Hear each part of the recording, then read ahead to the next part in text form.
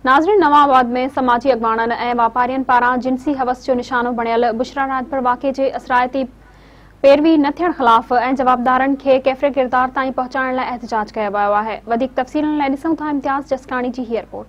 असां हिन वक़्तु मौजूदु आहियूं नवां आबाद शहर में, जेको कराची में कुझु ॾींहं अॻु में वाक़ियो पेश आयो आहे न्याणी सां बुशरा राजपर सां। उन जे ख़िलाफ़ जेको सो हिते शहरियुनि हिकिड़ी एहतजाजी रैली कढी वई आहे। उन्हनि खां पुछा गछा कंदासीं त मेहरान टीवी सां पंहिंजा वीचार कहिड़ा था वञनि। जीअं त अॼु जेको असां एहतजाज रिकॉर्ड कराए रहिया आहियूं उहो बुशरा राजपर, जंहिंसां 9 ॾींहं गुज़रण जे बावजूदि को इंसाफ़ न थियो आहे।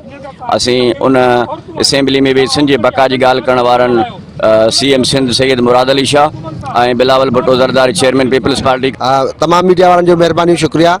असां जेको सो आहे हीउ मुज़ाहिरो एहतजाजी मुज़ाहिरो बुशरा बि राजपर सां जेको थी आहे, उनजे हवाले सां असांजो हीउ एहतजाजी मुज़ाहिरो आहे। मुख़्तलिफ़ ॻोठनि में मुख़्तलिफ़ शहरनि में न्याणी सां जेको तज़लील थी वेंदो आहे ऐं उनजो को बि तदारुक न थींदो आहे।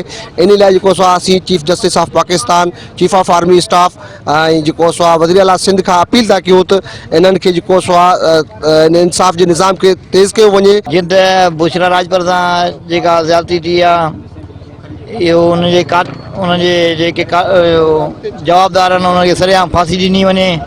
जीअं त असांजी वज़ीर आला सिंध ऐं बिलावल भुट्टो ज़रदारी खे अपील आहे, ऐं चीफ जस्टिस खे ऐं चीफ बाजवा साहिब खे अपील आहे त हुनजे जवाबदारनि खे गिरफ़्तार कयो वञे ऐं सरेआम फांसी लटकायो। ये बेहद दुख आहे पूरी सिंध वासियुनि खे।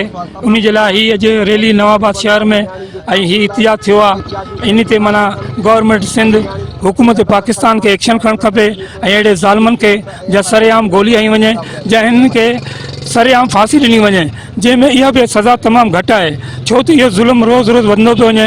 इन जे लाइ असां अपील कयूं था सिंध हुकूमत खे ऐं सिंध जेके औरतूं जेके ऐवाननि में वेठियूं आहिनि MP MNA, असां उन्हनि खे अपील कयूं था त ख़ुदारा हिन ते तव्हां नज़र कयो। कैमरामैन आशिक अली सां गॾु इम्तियाज़ अली जसकाणी, मेहरान टीवी न्यूज़।